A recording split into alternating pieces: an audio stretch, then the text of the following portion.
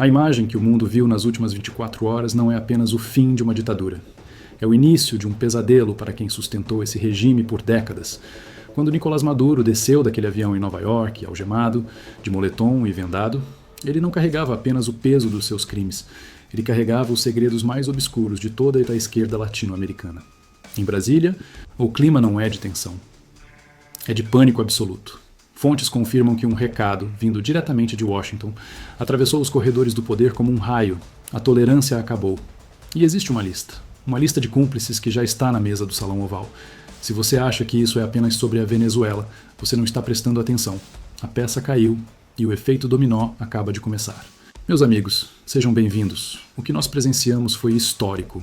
Muitos analistas, principalmente aqueles de redação de esquerda, juravam que isso era impossível. Diziam que a soberania era intocável, que o regime estava consolidado, mas a história da América Latina foi reescrita num piscar de olhos. A operação militar americana que removeu Nicolás Maduro do poder não foi um ponto final. Quem acha que acabou está muito enganado. Aquilo foi apenas o ponto de partida. E eu preciso ser muito franco com vocês hoje. O terremoto geopolítico que atingiu Caracas tem o epicentro das suas réplicas aqui, no Brasil. Donald Trump não apenas falou grosso, ele agiu. Com precisão cirúrgica, sem aviso prévio, deixando o mundo atônito. Aquele homem que até ontem ameaçava banhar as ruas de sangue foi retirado da cama no Palácio de Miraflores e levado algemado para os Estados Unidos. Mas vamos olhar para o que ninguém está mostrando na TV aberta. Vamos falar do Day After, o dia seguinte. Informações de bastidores em Washington dão conta de que, logo após a prisão, o governo Trump emitiu um comunicado interno.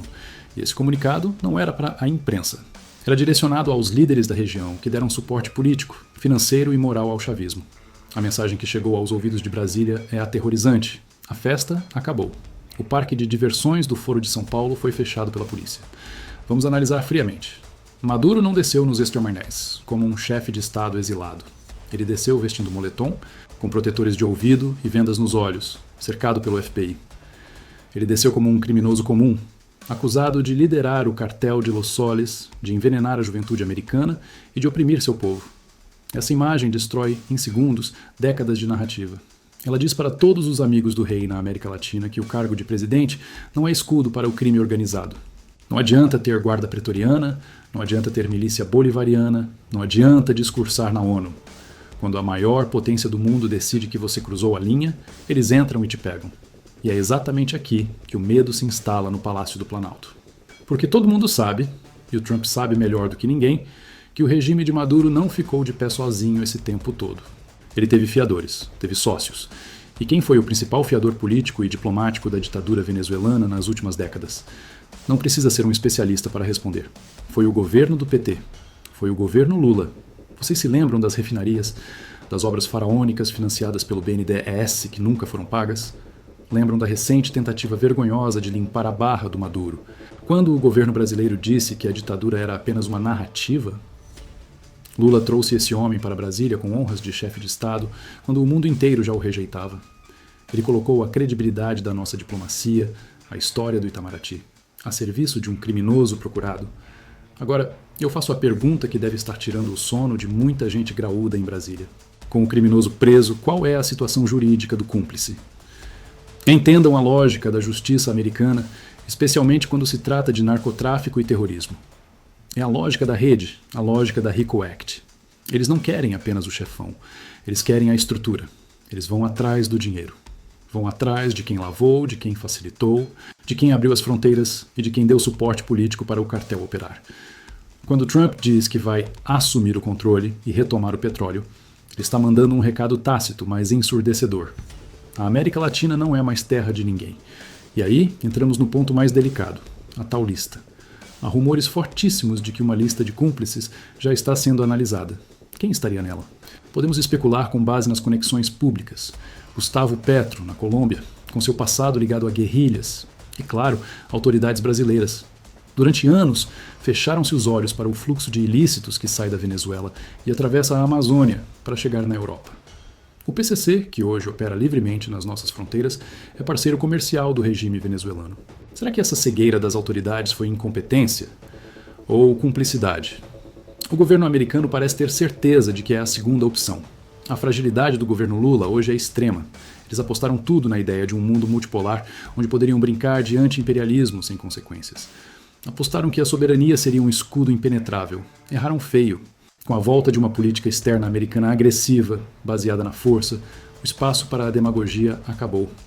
Martin Delca, advogado ligado a Trump, já tinha avisado: a linha foi cruzada. Agora estamos vendo as consequências. Mas o medo em Brasília não é de uma invasão militar.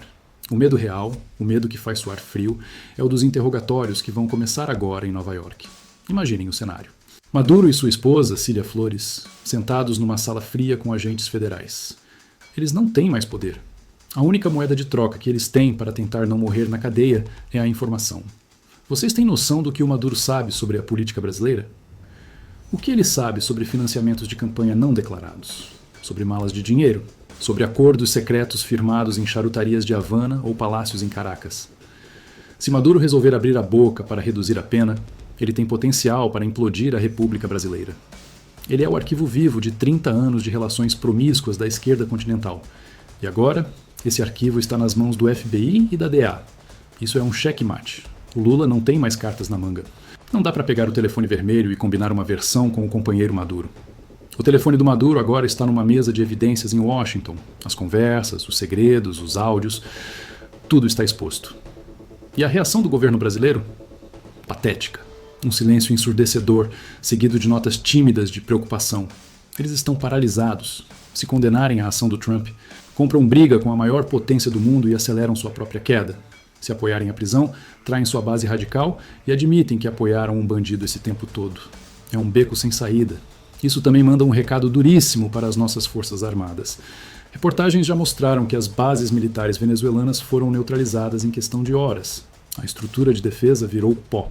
Isso serve de alerta para aqueles militares brasileiros, melancias ou omissos, que flertaram com esse projeto de poder. Não existe força regional capaz de peitar a determinação americana.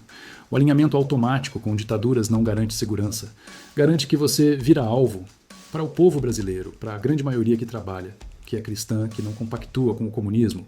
Essa notícia trouxe um alívio na alma. Ver um ditador algemado é terapêutico. É a sensação de que a justiça, mesmo que vinda de fora, finalmente chegou. Mas não sejamos ingênuos.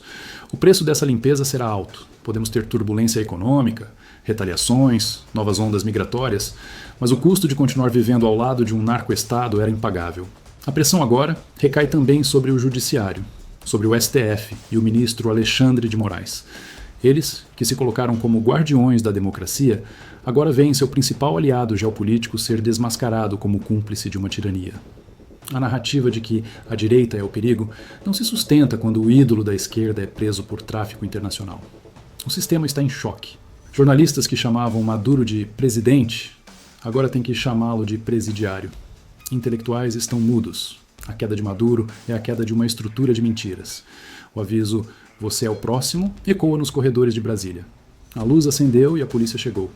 Se surgirem provas concretas de dinheiro do narcotráfico em campanhas brasileiras vindo de Nova York, não vai ter TSE que segure. Não vai ter toga que abafe. O Brasil precisa se preparar.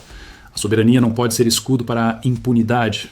Maduro parecia invencível, tinha petróleo, tinha exército, tinha China, tinha Rússia. Mas na hora H, ninguém o salvou. Ele dormiu no palácio e acordou na cela. Lula deve estar olhando para essas imagens e vendo seu próprio futuro refletido no espelho. Ele escolheu o lado errado da história. Apostou nos BRICS, apostou contra o Ocidente e perdeu. A nossa parte agora é não deixar a narrativa ser sequestrada. Temos que lembrar todos os dias quem eram os amigos do Maduro. O Brasil precisa voltar para o seu lugar natural, ao lado das nações livres, das democracias ocidentais.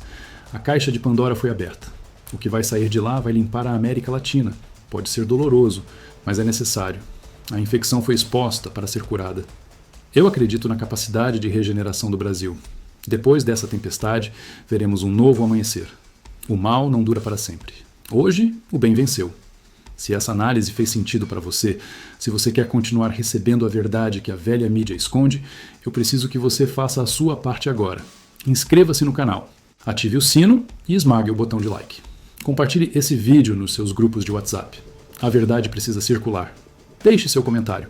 O governo brasileiro cai com a delação do Maduro? Sim ou não? Fiquem com Deus, mantenham a fé e lembrem-se, a justiça tarda, mas não falha. Até a próxima.